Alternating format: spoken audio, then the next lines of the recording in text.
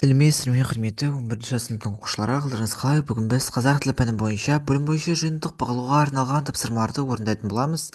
Ең алдымен арнамызға тіркеліп және лайк басып, басқа да достарыңызбен бөлісіп кетуді ұмытпаңыздар оқушылар.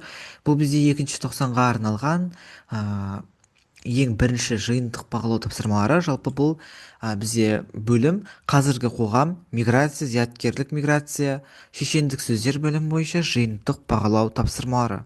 Олай болса оқушылар, тапсырмамызды бастайық. Бізде бірінші тапсырма. Бірінші тапсырмада берілген тыңдалым мәтінін тыңдап төмендегі кестені толтырыңыз деп бізге берілген. Бұл жерде бізде сілтемесі және де мәтіні берілген екен. Сіздерге мәтінін толықтай оқи кетейін. Елімізден шетелге барып білім алғысы келетін жастардың саны жыл сайын артып келеді. Мектеп түлектері мен студенттер көбіне батыс, оның ішінде Еуропа мен Америка құрама штаттарында білім алуды қалайды. Былтыр Қазақстаннан шетелге 42 мыңға жуық адам қоныс аударған. Бұл ұлттық экономика министрлігінің статистика жөніндегі комитетінің мәліметі. Олардың көбі көршілес Ресей, Беларусь, одан әрі Германия және Америка құрама штаттарынан кеткен. Түбегейлі қоныс аудармаса да, батыс елдерінде білім алуға талпынған жастардың саны да артқан. ақш иммиграция және кеден қызметінің келтірген деректері бойынша, биыл наурыз айында құрама штаттарда оқып жүрген қазақстандық студенттердің саны 2528-ге жетті. Студенттеріміздің 30%-ы жоғары оқу орындарында, бакалавр дәрежесінде, 23%-ы магистратурада және 8%-ы докторантурада оқып жүр. Ал 16%-ы тілдік курстарда, 11%-ы орта кәсіптік техникалық колледждерде дәріс алады. Кей студенттердің сөзінше, жастардың елден кетуіне мұндағы білім жүйесінің әлсіздігі себеп. Камила Махшова, Джордж Мейсон университетінің студенті. ақш-тың жоғарғы оқу орындарында түскен студенттердің көбі бірінші тоқсанда қиналады.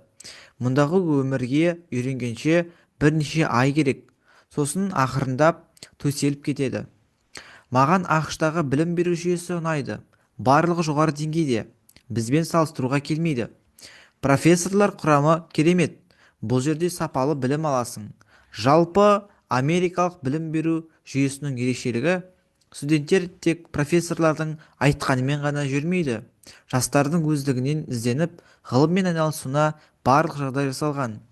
Сондықтан шетелден келген студенттер америкалық оқу орындарының ерекшелігін, білім жүйесінің айырмашылығын бірден сезінеді. Наталья Черницина, Санта-Фе колледжінің студенті. Колледж мұғалімдері маған қатты ұнайды. Жалпы оқу қызықты өтіп жатыр. Кейде бір курортта жүргендей сезінемін. Қазір менде грин карта.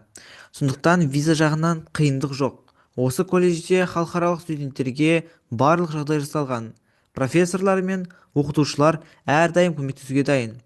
Ал сарапшылардың пікірінше, шетелдік жастардың ақш-қа барып білім алуына түрлі себеп бар. Ең алдымен, жас жетекшілер халықаралық деңгейде танылатын сапалы диплом алуға талпынады.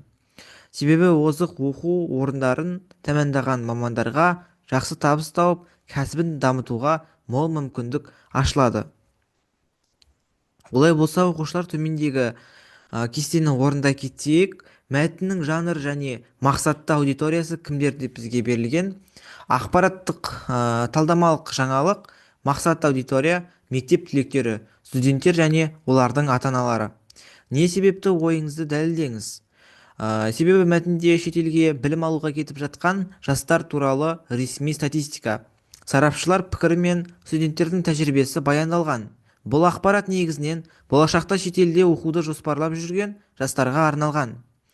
Мәтіннен мақсатты аудиторияға сай терминдер немесе ұғымдар тілдік оралымдардан мысалдар келтіріп талдаңыз деп бізге берілген.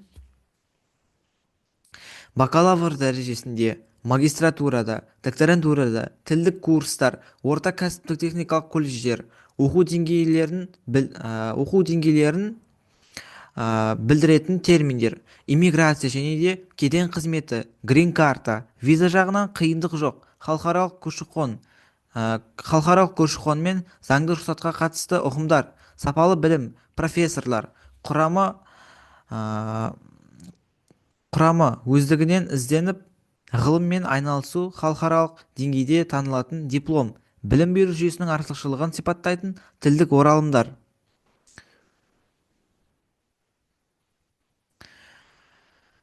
Профессорлар құрамы. Келесі оқушылар, бізде екінші тапсырма TEDx форматында зияткерлік миграцияның пайдалы және зиянды жақтары туралы көпшілік алдында ойыңызды білдіріңіз. Тыңдаушылардың назарын өзіңізге аударту үшін шешендік сөз оралымдарын қолданыңыз деп бізге берілген екен. Олай болса, оқушылар, тапсырмамызды орындайық. Қайырлы күн, қадірлі тыңдармандар. Бүгін мен сіздермен маңызды мәселе зияткерлік миграция туралы ой бөліскім келеді. Бұл жай ғана елден кету емес, бұл елдің ең қабілетті білімді азаматтарының шетелге қоныс аударуы. Зияткерлік миграцияның пайдалы жақтары да бар.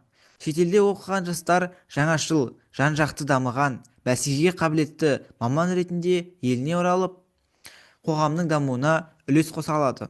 Мұндай жастар ел болашағын алтын қоры, білім адамның қанаты демекші, олар шетелде қанат жайып, елімізге білім мен тәжірибе ала келеді. Алайда зиянды тұстарында ескеруіміз қажет. Білікті мамандардан басқа елде қалып қою еліміздің дамуына кедергі келтіреді. Елде білім мен жұмыс істеуге жағдай жасалмаса, жастар шетелде қалып қоюды жөн көреді. Бұл елдің кадрлық ресурстарын жоғалту. Қорыта келе, зияткерлік миграция басқару біздің басты мақсатымыз болуы тиіс. Біз жастарға өз елімізде сапалы білім алып, лайықты өмір сүруге мүмкіндік беруіміз қажет. Еліңе еңбегің сіңсін, дейді халқымыз. Сондықтан әрбір жастың еліне деген сүйіспеншілігі мен жауапкершілігі болу керек. Назарларыңызға рахмет. Міне оқушылар, дәл осылай жазып аласыздар. Енді жауаптар дұрыс көрмей жатса, өздеріңіз видеоны тоқтатып қарасаңыздар болады. Осымен оқушылар, біз толықтай тапсырманың барлығын орындаған болатынбыз. Біз әрине дескриптор бағалау жүйесімен бағаланамыз. Бізде толық балл 9 балл. Осы 9 балдың толықтай 9 балын жинап өткен болатынбыз оқушылар.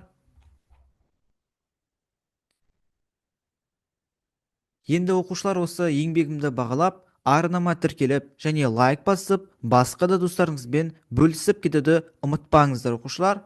Алдағы күндеріңізге сәттілік тілеймін оқушылар.